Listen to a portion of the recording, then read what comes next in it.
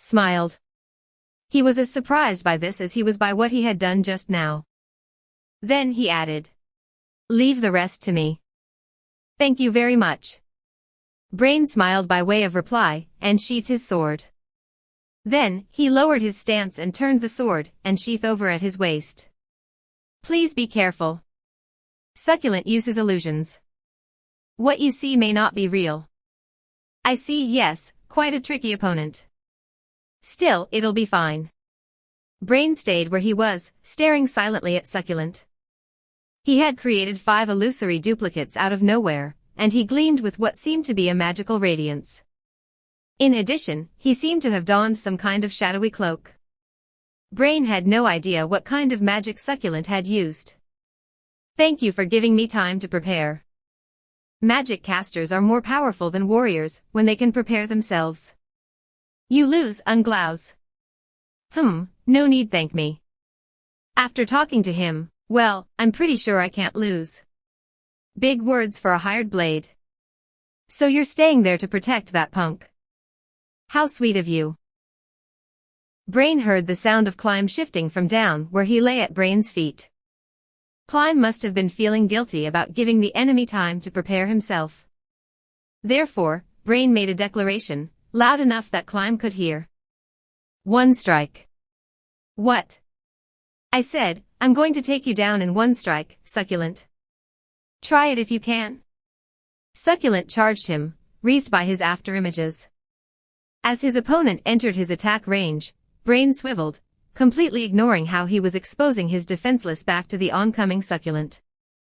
And then, with Climb in between, Brain drew with incredible speed and cut at the empty air. Diamond suit, diamond suit, diamond suit. There was a mighty crash as the walls shook. The still-prone Climb and Coco Doll turned to look at the source of the sound. Succulent lay there. He had rolled to the ground and was motionless. His sword had fallen to the ground. Brain's mighty drawcut had sent Succulent flying, smashing him into the wall with tremendous force, after which he had collapsed to the ground. If Brain had not hit him with the back of his sword, Succulent would have been lying in 2 pieces instead of 1. Even the orichalcum chain shirt he wore made no difference, so powerful was that blow. My field can pick up anything, even the invisible. The illusion in front was meant to get my attention so he could attack from behind. A cunning move, but unfortunately, he used it against me.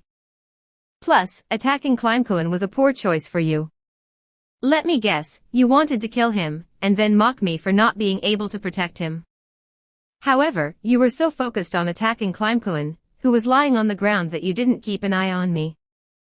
Did you forget who you were fighting?" Brain sheathed his sword and smiled to Climb. "Told you, didn't I? One strike. Well done," Climb said. But someone else had said well done besides Climb, and both voices blended together. That person was Seba's, and that was nothing special. Rather, it was where the voice had come from, which was surprising. Both of them looked to where Coco Doll had been standing.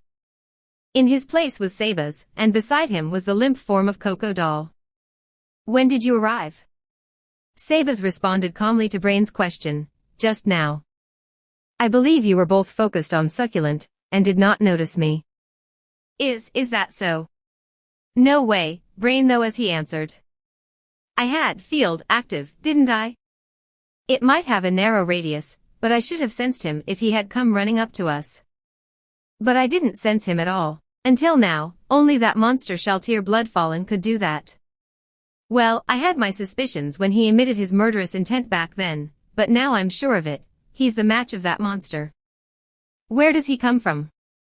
In any case, the people locked up here have been rescued. Also Climecoin. I'm sorry, but some people put up fierce resistance, so I had to kill them. Please forgive me, but before that, I ought to heal your wounds." Sebas came before Climb and laid his hands on Climb's belly. It was a brief contact. He removed his hand right after touching him. However, the results were plainly obvious. Climb's face had still been pale after drinking the potion, but now he was back to a healthy state. "My wounds are healed. Are you a priest?" "No, I did not use the power of the gods."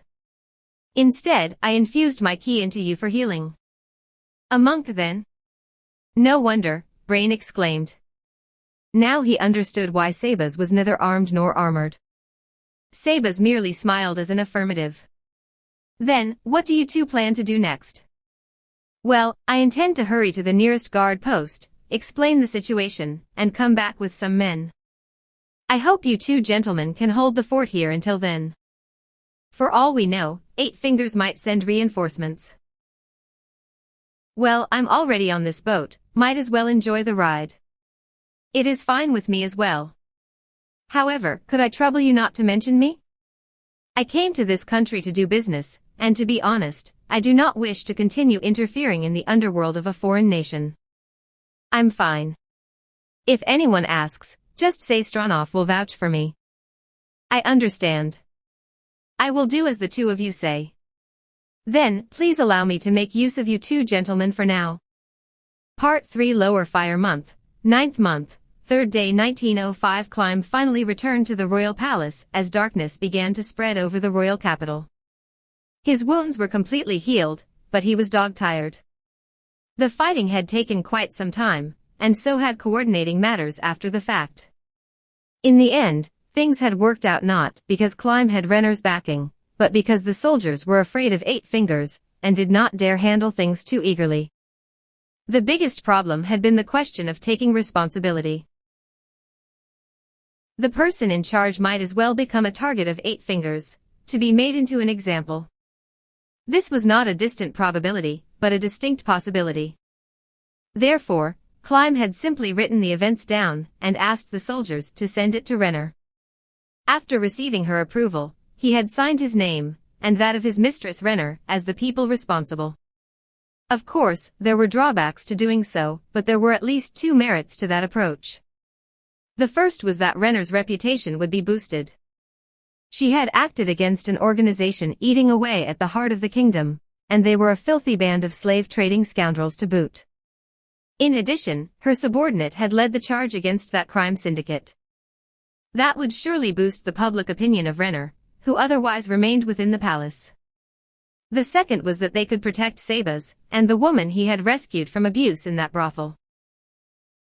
Now that Climb and Renner had taken credit for that, it would keep Sabas, and that woman from drawing attention, and it would also avoid them becoming priority targets for 8 Fingers. I didn't do anything during the raid, it's the least I can do. As for Brain, he said he would speak to Gazef on his own account, and he encouraged Climb not to worry. Climb thought about those things as he knocked on Renner's door. Renner had told him there was no need to knock, and that he should enter directly. However, the hour was late, and it was still impolite to charge into her room without giving notice.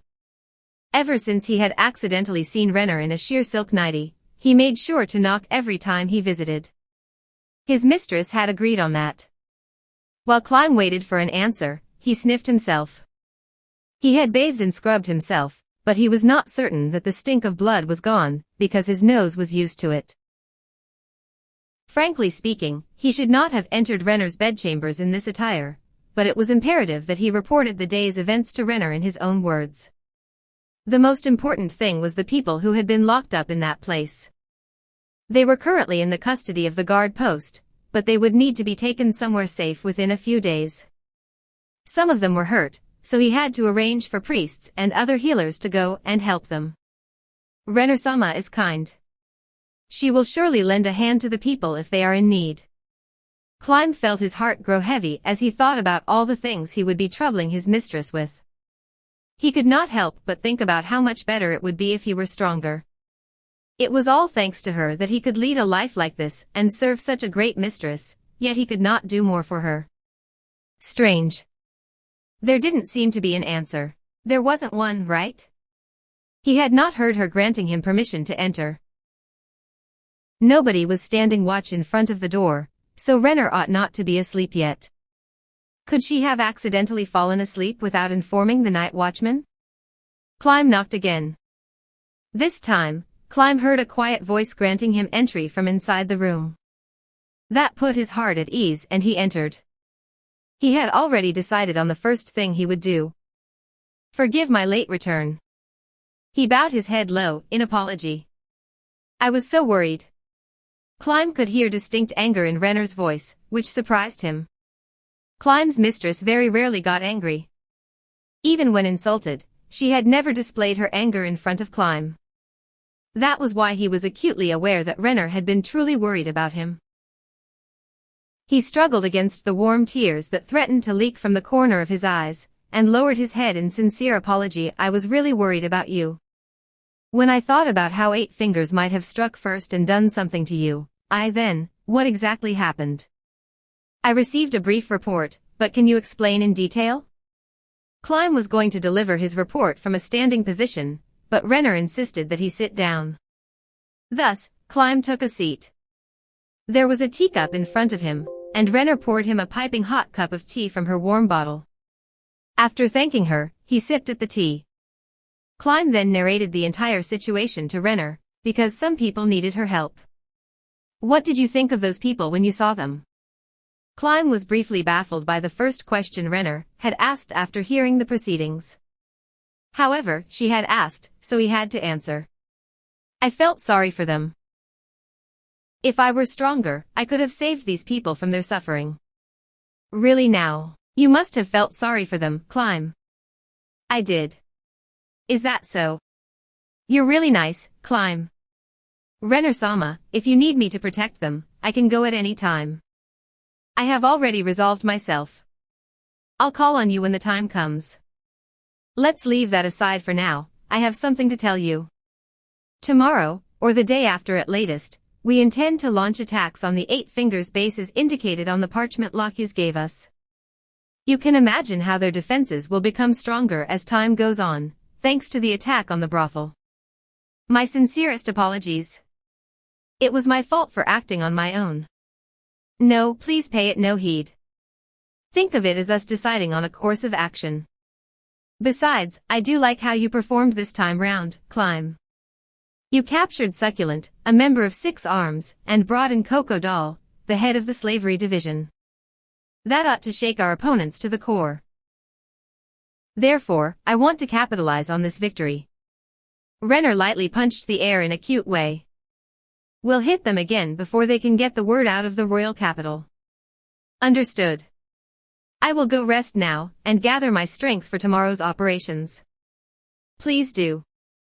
I think tomorrow will be quite an exciting day.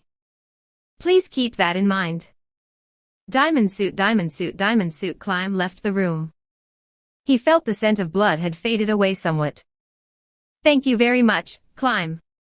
Next, after finishing the now cool tea, Renner stood up. She walked over to a handbell. If she shook it, the bell in the adjacent room would shake as well.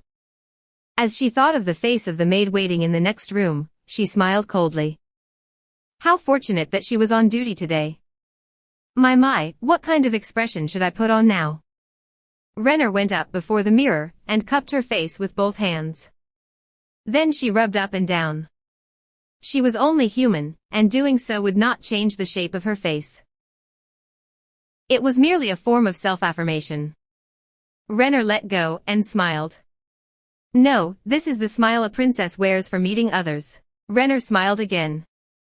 She went through a variety of them before settling on a pure, innocent smile. This is best. After her preparations were complete, Renner shook the bell. Soon, a maid knocked on the door and entered. Could you do something for me? Could you help me boil some hot water?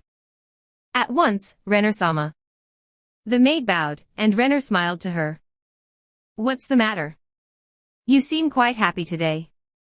Did something good happen? Now that her prey had taken the bait, Renner's smile grew ever more joyful. Hey, did you know? Climb-kun did really good today. It was amazing. She spoke like a child.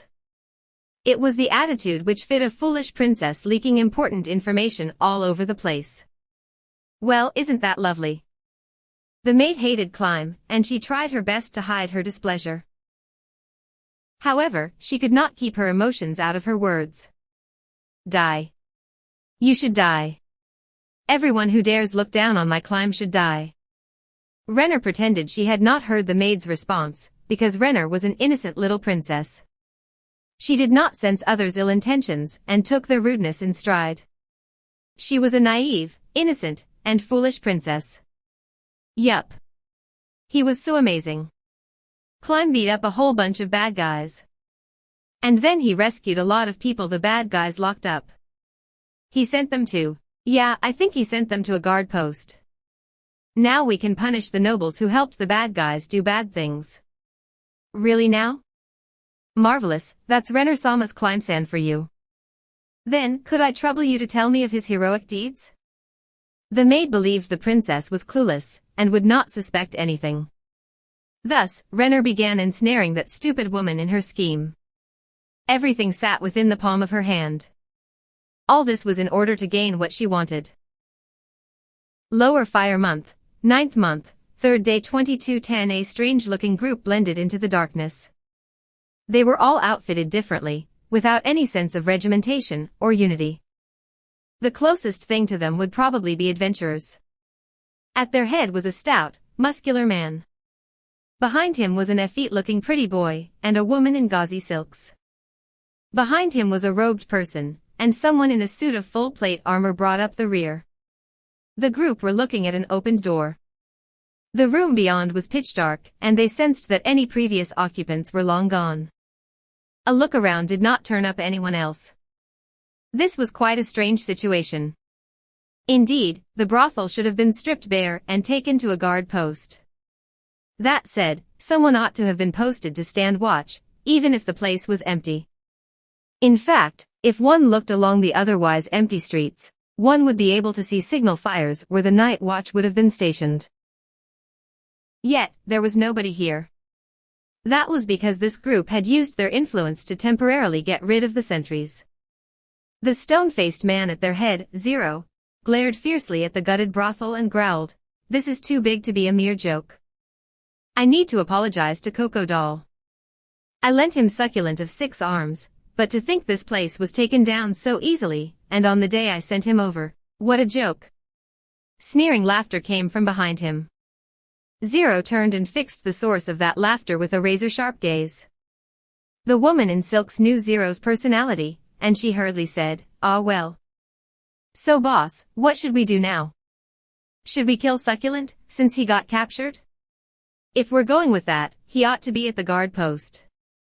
We're all the direct attack sort, and if it doesn't work it will have to borrow assassins from the other departments. What about it? There's no need to go to such lengths. Even a man like him has his uses.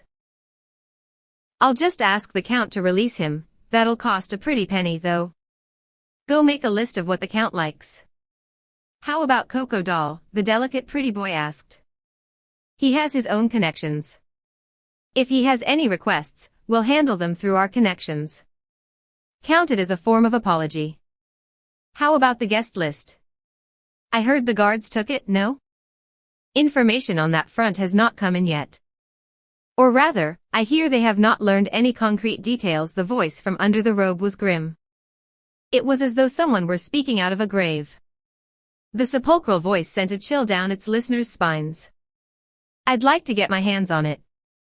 We can use it for all sorts of blackmail. Don't be foolish. If we obtain it, the other divisions will be even more suspicious of us. People are already suspecting that we were behind all of this. If we find the guest list somewhere, give it to Coco Doll several days later and apologize. Besides, the list ought to be in an unbreakable code, so you won't be able to use it anyway." The pretty boy shrugged in response to Zero's spiel. "In any case, we'll investigate this matter later on. My guess is if it exists, it'll be in the hidden vault. Still, whoever broke this door down really did a number on it. How did they make this hole? I doubt they used a weapon. Was it magic?" It was a fist. All eyes went to Zero's body. Zero repeated himself, that these traces were made by a fist. Fists. Well, that's quite something. Don't be foolish. This much is nothing. Zero took a breath and interrupted the woman's odd gasp, then he chopped at the door with a knife hand. His hand sank into the door like he was tearing through paper. Zero withdrew his hand, leaving a rent which matched the one Sabas had left. The pretty boy spoke up, somewhat lamely. Well, you're not a good comparison, boss. Still, our enemy can break down a steel-reinforced door. While Succulent was the weakest of us, that still means he took down a member of 6 arms. Should we take him as a potential enemy, then? That said, if Succulent lost, that does not indicate the foe is very strong, no? There was an undercurrent of mockery in the robed person's voice. He is far weaker than us once you see through his illusions. He's good against people he outmatches, but he'll go down against any decent opposition. Did you not know that? He was answered by several chuckles. This was both a sign of approval, and a sign of mockery for those weaker than themselves. We've said everything that needs to be said. I'll ask again, what should we do? Shall we pull back? I don't think clashing with our opponent will be worth the potential losses. Don't be ridiculous. Zero's words were laced with an anger which he could not completely suppress. Our reputation will be damaged if we don't make an example of the person who attacked this place. Screw the losses. 6 arms will move out together and eliminate the attacker. Undying King Davernok. The robed man extended a hand. Said hand did not belong on a living creature, and it clutched an orb that radiated a bizarre aura in response to its owner's emotions. Void Cutter Pazillion. The hitherto silent man in full plate armor pounded his chest with a resounding clash of metal. Dancing Scimitar Edstrom. The silk-clad woman dipped her head elegantly as the bangles on her wrists clattered. 1,000 kills Momvist. The pretty boy clicked his heels together with a resounding report. And then myself, Battle Demon Zero. The people around him nodded to show their agreement and understanding. First, we'll bail out Succulent and question him. After that, find a good torturer. We're going to show that attacker the true meaning of hell. We'll make him regret his foolishness. Lower Fire Month, 9th month, 3rd day 1742-1742. It was sunset by the time everything was over and Sabas returned home. Climecoins protecting all the captured people. Succulent, the owner, and everyone else was arrested. That ought to keep them quiet for a while. Hopefully that can buy some time. Then, what should he do about Swear? Sabas felt that the best option would be to bring her somewhere safe, but Sabas knew there was only one truly safe place in all the world. As Sabas agonized over the matter, his feet brought him back home. Just as he was about to open the door, his hand froze. Someone was behind the door. He sensed that it was Solution, but Sabas had no idea why she was standing behind it. Was there an emergency of some sort? Sabas had a bad feeling about this, but he still opened the door. What he saw next defied his expectations and left him frozen in place. Welcome back, Sabas-sama. Solution was standing there in her maid's uniform. A chill ran down Sabas' spine. Solution, who played the role of a merchant heiress, was wearing her maid uniform in the presence of Swear, a human who knew nothing about the truth. Was it because she did not need to act any longer, or was there some reason which required her to wear her uniform? If it was the former, that would mean something had happened to Swear. If it was the latter, Sabas-sama. Ain-sama is waiting for you inside the house. Solution's calm, even voice made Sabas' heart lurch in his chest. Sabas, who could remain calm in the face of a mighty foe, or a being on the level of the floor guardians, was actually anxious and tense when he heard his own master had come to visit. Why is he? Sabas stammered.